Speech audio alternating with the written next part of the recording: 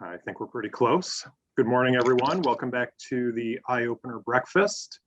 Before we start today, just want to note to everyone that after Kevin Bischel's presentation, we should have time for a few questions. If you have questions at any point during his presentation, feel free to throw those into the chat box and I'll reach in and grab them and go ahead and moderate that for everyone. With that, would like to introduce Crystal Corian. Crystal is from Bayfield Assisted Living, and she is our Ambassador MC this month. Crystal, take us away. Good morning, Bay City. Would you please join with me and recite the Pledge of Allegiance?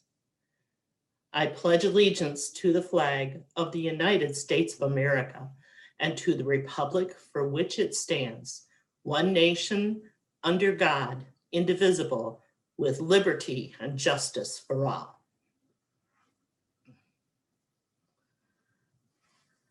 And I'd like to remind everyone to please mute your audio this morning out of consideration to our morning speakers. And now a little bit about the news and the weather. What is not to love about the weather this week? Mid-60 and sunshine in March in Michigan. Now next week, we will be back to normal with highs in the 40s. But it still looks like plenty of sunshine. And for the news, looks like today we'll anticipate congressional approval on the $1.9 trillion coronavirus stimulus package. And just a reminder to let's support all of our local businesses that have been hit so hard during this pandemic. And the best news of all, spring is like 9 days away. What's not to love about that? And in senior living world, we are so excited to be able to start welcoming our resident families and friends into our buildings. I just feel horizon. And I'd like to thank our Eye Opener Breakfast sponsors for 2021.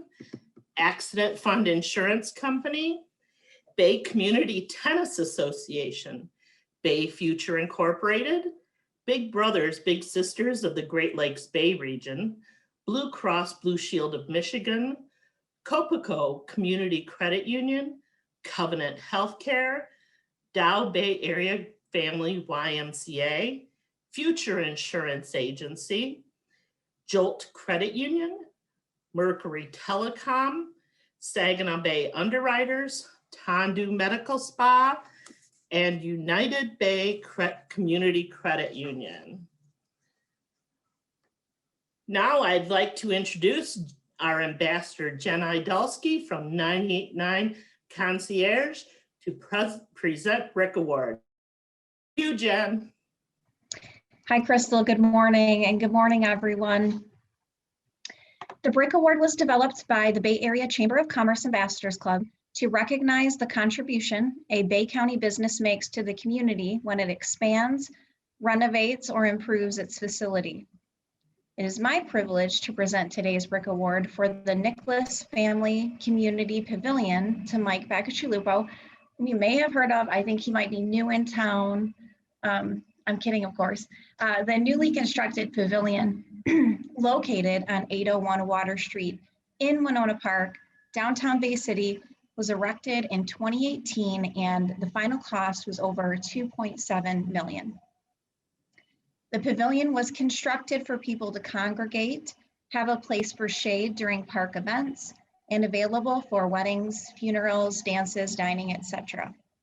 You name it, it's available. There is also an adjacent concession stand and new bathrooms. A brand new playground was just built south of the pavilion. So now Winona Park is fun for the entire family. The State Theater manages Winona Park, as well as Nicholas Family Community Pavilion for the city of Bay City.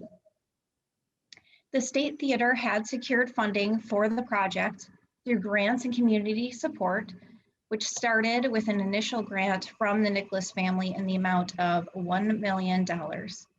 Congratulations to Mike and all involved in the project.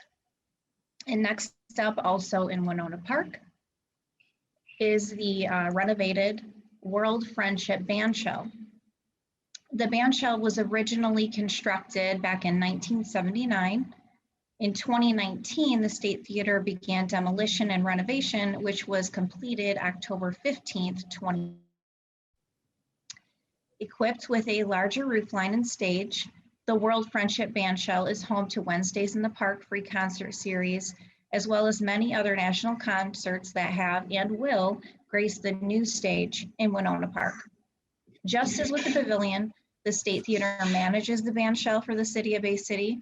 The State Theater has secured the funding for the project through grants and community support, totaling $1.5 million. So again, congratulations to you, Mike, and the State Theater, and everyone involved in this project. The bandshell and the Pavilion are really our beautiful assets we're very lucky to have in Bay County. Thank you, and back to you, Crystal. Thank you, Jen, and thank you to all of our ambassadors for everything you do for the Chamber. It's a great pleasure to be part of this wonderful group. And I'd also like to give a shout out to Bay Landscaping for generously providing the bricks that we give out every month as Brick Awards. Thank you. Next, our table host sponsors for 2021 that are up on the screen. They are going to be sponsoring our networking breakout rooms this morning. Our sponsors, legacy sponsors, First State Bank, Blue Cross Blue Shield of Michigan, Doubletree by Hilton Bay City Riverfront, Independent Bank, McLaren Bay Region, Michigan Sugar Company, Three Rivers Corporation, and Thumb Bank and Trust. Our premier sponsors, Consumers Energy, Covenant Healthcare, Cumulus Media, Dow, Financial Edge Credit Union, Great Lakes Federal Credit Union, Harbor Light Photography, Spence Brothers, TCF Bank, and Wildfire Credit Union. Our community partners are Great Lakes Bay Michigan Works, Great Lakes Bay Regional CVB, Saginaw Valley State University, and our visionary sponsors, AT&T, Bay City Bridge Partners, Mid-Michigan Health, and our newest level of sponsors, mission members, Edward Jones, Jeff Stodiker, Encompass Therapy, Ideal Party Store, and Northway Plum Insurance. Thank you, all our sponsors. And this will conclude my portion of our breakfast this morning. It is my pleasure to welcome Jeff Stodiker, our financial advisor at Edward Jones Stodiker Agency, and our new Chamber Board Chair for 2021. Welcome, Jeff. Crystal, thanks a lot. Great job this morning. I admire your energy in the morning. My first opportunity to start here is to introduce a new member. We have the Iger Marketing Group. They are a sports marketing group company that runs the Dow Great Lakes Bay Invitational event at the Midland Country Club in July. They also run the Eat Great Food Festival, which showcases the great restaurants and breweries in the Great Lakes Bay region. Eat Great will be at Winona Park this year, July 11th and 12th. Please welcome Mark Bishesky. So thank you. Then I get to introduce our speaker this morning. Our speaker this morning is Kevin Bischel from Bay. Kevin joined UBP in 2019 as a project delivery director and is based in Chicago, Illinois. Kevin has over 20 years of experience in the design and delivery of major highway, bridge, and high-speed rail infrastructure projects. Prior to working at UBP, Kevin held a project management and operations role at WSP USA and AECOM, which he says is a major engineering group. He is a registered professional engineer in Michigan. Kevin has a Master's of Science degree in Civil Engineering from University of Illinois at Chicago and a Bachelor of Science degree in Civil and Environmental Engineering from Marquette University in Milwaukee, Wisconsin. In his free time, Kevin enjoys spending time outdoors with his wife and triplet boys. So welcome, Kevin. All right. Thanks, Jeff. Thanks to the Chamber for having me this morning to speak about the bridges. We had hoped to be meeting with everyone in person more of the last year, but we're hoping we'll be in person just a couple months. So I think most people are fairly familiar with the bridge project in Bay City. It's been in the news a lot over the last couple of years, so I'll spend a little time on the background, but most of my time I'll spend on more details and what's going on, what's next. So a little bit about UBP. You've heard of UBP. We basically provide cities and agencies access to private funding when other resources aren't available or practical. And Bay City Bridge Partners is the local subsidiary of UBP that's going to be providing and delivering the Independence and Liberty bridges in Bay City. So I think everyone knows the bridges. The city owns 2 basketball of the 4 that are in town, and they're basically reaching the end of their useful life, and they've had a lot of unplanned closures, reliability issues over the years. Just as a reference, basketball bridges, or the kind that move like drawbridges, are probably 10 to 15 times more expensive than a regular bridge. So that's quite a burden for a city, especially to have two in town. So over the last few years, the city has commissioned an independent technical study to look at the bridges and came up with a laundry list of needs, both short and long term. And the chamber did a study and found that no one wants the bridges closed, but taxes are never popular like expected. So the city looked at a laundry list of options. They tried to get state, federal, county money to help with the bridges, and those efforts didn't bear fruit. Looked into millages and bonding, but those options weren't really feasible. So the city looked at, and the city actually suggested that MDOT take over the bridges too, and make them state routes, but that wasn't approved. So the city issued an RFP, did a competitive selection process, and ultimately selected Bay City Bridge Partners to improve the bridges. So that's more what we'll be talking about today. As part of our agreement with the city, Bay City Bridge Partners will rehabilitate Liberty Bridge and build a new Independence Bridge, likely next to the old one. This will be done under a long-term lease from the city. So the city will still own the bridges, but Bay City Bridge Partners will lease the structures for a long term and be responsible for every part of the bridge. To recoup the costs of construction, there will be tolling implemented after construction. And the bridges will be built with fully private money. There's no local, state, or federal money in the bridges. So, and we estimate that the project will bring about 1,000 jobs, direct and indirect, to the local community. A little bit on why we think we're the best team for the project. We've developed a solution that fits the bridges very well. We're not skipping any work. We're delivering what needs to be done on those bridges. We've studied them a lot over the last couple of years, and know, I think, that the rehab and a replacement are the right solutions. We brought a team of basketball bridge experts to the project.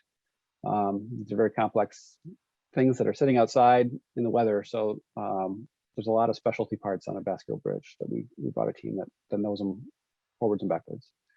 And then lastly, we're intending to deliver the project quickly with minimal impacts to the city, both in time and trying to keep those bridges open as much as possible during construction. And we're going to use local suppliers and union labor to do that. A few more things about the agreement. The agreement, like I mentioned, is fully funded day one, but we don't pass any risks on to the city. If for some reason the costs go up, that's on us. We bear all responsibility for that. The agreement has a series of protections for the city that one of them being that we need to inspect, design and construct the bridges, all in accordance with state and federal, basically MDOT requirements. An independent reviewer is also included as part of the project, procured by the city, basically to be their technical experts to make sure we're doing everything correctly. On the tolling, I'll get into that a little more in a few minutes, but the agreement does outline what the tolls will start at and how they'll be adjusted for the life of the agreement. So there's that process is very clearly laid out. And then on operations and maintenance, Bay City Bridge Partners has already assumed financial responsibility for the bridges. So we're working with the city to improve the reliability in the short term and paying for those costs. Jumping on to the project phases and where we've been and where we're going. We've kind of divided the project into 3 phases. The first phase was a legislation and permitting phase, which we basically just wrapped up over the last year. And then we're going to move into, or we have moved into, the design and environmental phase, which will take about a year. And then I'll talk about the construction phase a little bit in a minute. So the legislation that was in the news, the last several months we spent working with a lot of stakeholders in the community to deliver this legislation. It provides P3, which is public-private partnership legislation to cities in Michigan that have bascule bridges. So it's fairly narrowly defined, being that bascule bridges are so unique. It was acknowledged that something needs to be addressed to give cities another tool to work on these bridges and get financing for them. So our legislation was passed with strong bipartisan majorities. We had excellent sponsors in the Senate to introduce these bills. And I just got to thank everyone, several people in this room, especially, or in this virtual, including the chamber, Liuna, and I'm sorry, I'm forgetting all of a sudden. But many groups and organizations that sponsored the bills, and we just couldn't have done it without that support and with and a strong partnership with the city. I think everyone statewide realized that these are unique bridges and needed an innovative solution. So we're grateful that it passed with such a strong majority. Moving on to a little more details about the bridges themselves.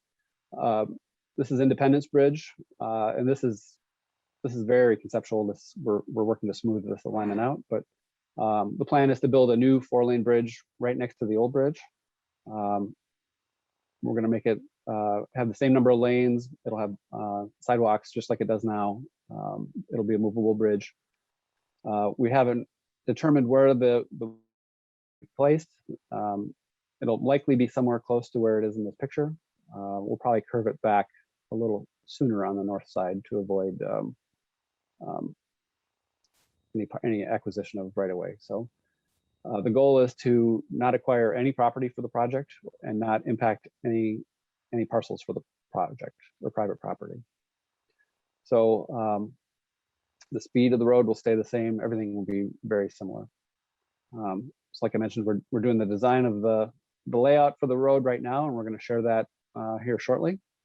And we've started the environmental process for the project. So we're following the same environmental process that would be done for an MDOT project. It's called NEPA, which is a federal process for environmental clearances. So we might raise the profile of the road a little bit just to reduce the number of openings and reduce impacts to traffic. The bridges or study the types of boats that go through the bridge frequently. And in some cases, raising it a couple feet might reduce the opening significantly. I know there's a few frequent users of the bridge that are just a little too tall. So we're going to try to meet those, make it so we can reduce some of that. And like I mentioned before, it'll be all designed in accordance with MDOT requirements, and we're aiming for a 75-year design life. So everything we're designing, it has long durability and low maintenance, and will last a long time. And then after that new bridge is built, we'll connect it to the old roadway and then remove the old bridge. On Liberty, call it a rehabilitation, but it really is making all mechanical and electrical systems like new, improving the underwater aspects of the bridge for what they call scour, which is when things start to wash away under the bridge. And there will also be architectural enhancements to the bridge. The rendering at the bottom, I think people have seen before, but we're just coming up right now with a laundry list of ideas to improve the look of the bridge. So we're open to ideas. Likely include some aesthetic lighting or other architectural details, maybe on the operator's house to make it a really nice looking structure. And we'll coordinate that with the city and community groups. So design and environmental is underway for this. We're hoping to start ordering material on this bridge actually later this year for work to begin in the winter. Just going into a little more detail on the improvements. In general, like I mentioned, we're going to being movable bridges. That's where the complicated parts are, and basically everything on Liberty will be new as far as the electrical system goes. New drives, new motors, brakes. There's a computer system in there. All that will be replaced. So this is a picture of the old current console that is used to operate the bridge. I'm not sure if everyone's seen that before. As part of the design process, we're constantly looking at the bridge to make sure it's working and reliable. So actually starting today, we're going to be out doing about 3 weeks of inspections. You probably won't notice most of the inspection work because it'll be under the bridge on those big mechanical systems. So this has two purposes. We're going to hopefully address any short-term needs again, but this will also really define our scope of what we're going to improve over the next couple of years. So there'll be marking spots for replacement and removal while they're out there. Near the end of the month, there will be a period where we use this truck that you kind of see in the upper right here. So we might have to close one lane at a time during the day, sometimes just so that truck can sit on the lane, but the bridges will remain open. There might be a couple extra openings during that time while they're testing things, but in general, the bridges will be open during the inspections. And if there are any disruptions, we will share them with the media, social media, and through Bay Alerts.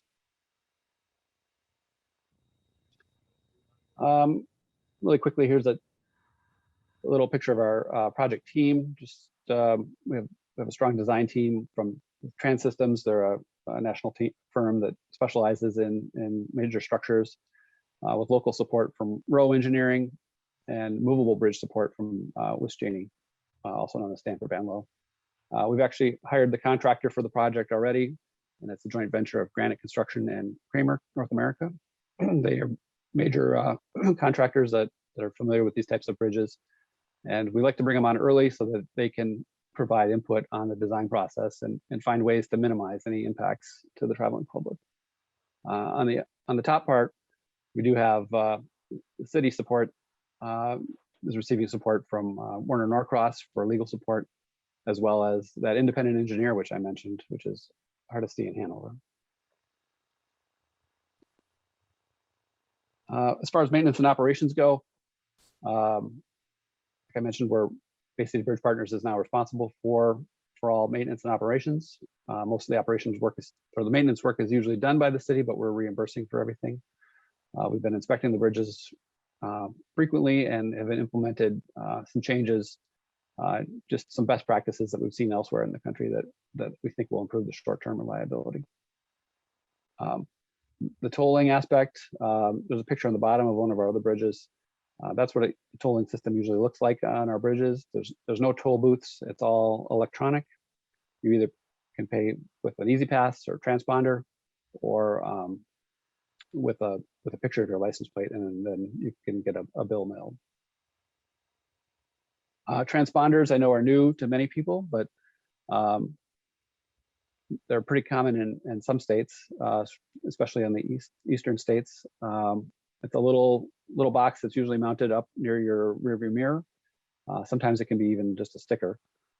But that basically you assign link a credit card to it, and then as you pass under the bridge, it just reads that and charges the toll. And we always make these systems compatible with EasyPass. You don't need more than one transponder. So if you have an iPass in Illinois or an EasyPass from another state, it'll work on the bridge. Same thing with the new MacPass stickers that are being rolled out. And there's never a cost for the actual transponder. Tolls themselves, like I mentioned, the rates are set in the agreement.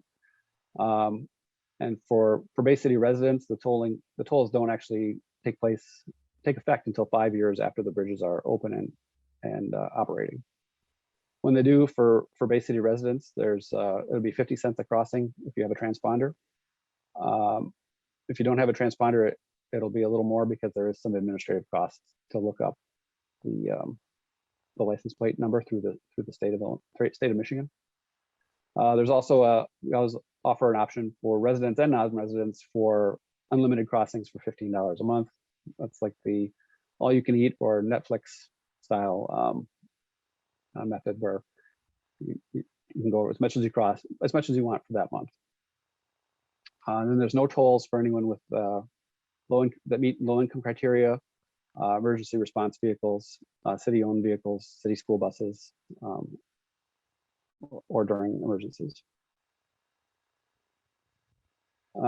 Moving into communications, we want to be based in Bay City. We're looking for office space. We've got some space right now at the CMURC offices, but we want to get a permanent spot downtown.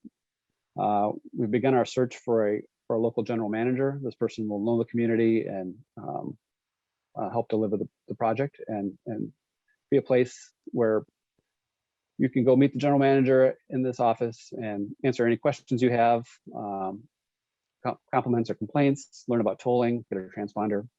And we're also trying to be engaged with the community through local events and support, which has been a little harder during COVID here, but to do our best. On the right of the screen, we have also started our newsletters. This newsletter is available on our website, which I'll show in a minute. And you can sign up for that newsletter, and I encourage anyone to sign up on our website, get their email, and we'll probably send a newsletter out once a quarter. As far as communication goes, we've tried to start using electronic tools to reach out to people more and more. I've been having a lot of Zoom calls with local stakeholders. We're planning to coordinate job fairs with Michigan Works, and our contractors are already planning job fairs and job training programs. We're also a sponsor of the recent Bay City gift card program that we're happy to be part of. Overall, our goals are to keep the bridges open and minimize construction impacts. We know these are critical links in the community. Disrupt that during construction, so we're trying to phase everything to minimize any impacts. We're also committed to using union labor on the project. Kind of closing out here with a little more detail on the schedule. Like I said, we're right now in the middle of the construction or the design phase. For Liberty, that will take a good part of the year, but we hope to start ordering materials and some of those bigger electric and mechanical systems later this fall. And when the bridges are shut down for the winter is when we want to get in there, hopefully next winter, to start replacing some of those mechanical and electrical parts. For Independence, it's a little more complicated because the environmental process for a new bridge is more involved since it is a new bridge in the water. And the design is also more complicated since it's a new bridge. So that will likely take about a year, and we hope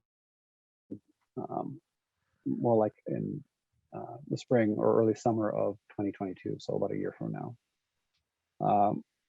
Construction for both bridges should be complete within 2 years. Liberty will be done sooner, of course, and Liberty does have a new deck, which is what you see on the surface. So all the riding surface will be replaced. That will be the most visible part, and we'll do that in 2 parts. But Independence and Liberty will be done by the end of 2023. So with that, I'll kind of wrap up And here's our contact information. We have a website, which I encourage you to see. We have a Facebook page, which we frequently update on inspection items and things that are going on.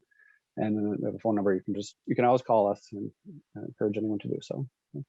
With that, I'll turn it over for questions, and thanks again for the opportunity to present. Thank you, Kevin. This is Ryan again. Want to just kind of mention that if anybody has a question, feel free to throw it in the chat box.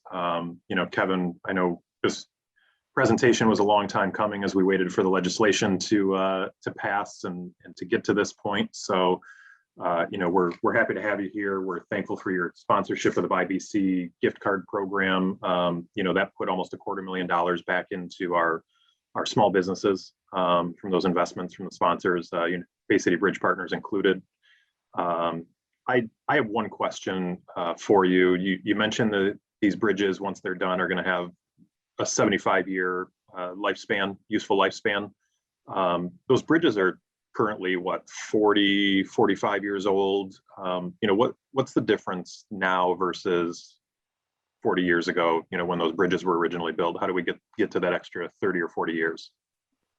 Well, the big part materials have gotten better. You can design things to be thicker. The pavements can be thicker. You can put better coatings on the metal, and better, basically some technology, some enhancements will yield a better design life. 50 to 75 is kind of the standard right now for bridge design, where I think in the past 50 was probably the maximum. So, but a lot of it also comes down to maintenance. We really do try to maintain these bridges well, especially a movable bridge, so that some of these issues don't build up over time. It's kind of like your car. If you do preventative maintenance, it's going to last a lot longer than not. So basically, we try to use the best materials possible. Okay. I had a question here. What is the toll for non-residents who work in Bay City or Bay County? The not residential toll is with the transponder is going to be $2. So okay. If someone's working nearby, I would suggest that both residents and non-residents can do the subscription, the $15 a month. So they can do the $15 a month for unlimited, right. Which I think if I remember looking at my checking account this month, that's probably cheaper than Netflix. So is there any difference in cost for transponder or those things for commercial vehicles, the per truck cost? The truck costs are more. They're heavier, and commercial trucks do cost more. I don't have the number right in front of me, but it is more for trucks. Okay. Someone was recently in Florida, and on their toll roads, they just got a bill for their toll collection from their travel on the toll roads down there. And you guys run a lot of these bridges around the country. Do you foresee any problems with collection on the toll fees for those people without the transponders? Or no, every state is unique. Michigan does allow private transportation companies to submit a request to find out. Basically, if we have a license plate, we can get a billing address to send an invoice, and then there'd be a process to, like any invoice that's sent. If it's not paid, it's just like any other invoice that would be sent for utilities. We don't envision any problems. They usually work fairly smoothly. There is no toll booth, so people sometimes do just go through, but then they would receive a bill in the mail. Okay, good. Well, Kevin, thank you for being here with us today. As rough as the last year has been with all of these virtual events and things, one of the benefits and opportunities has been, you didn't have to drive 5 hours to come and see us this morning. You can do it from the comfort of your own home, and we appreciate that. But would love to get you back here and see you in person, in the coming months. So thanks very much. With that, I'm going to turn things over to Trey Pinkstock. Trey is our Marketing, Communications, and Membership Manager. Trey's going to close us out and let us know about a couple of events we have coming. Thank you, Ryan, and thank you, Kevin. And thank you to everyone else for coming out this morning. We appreciate it like always. Before we get out of here, I just have a few announcements for everyone.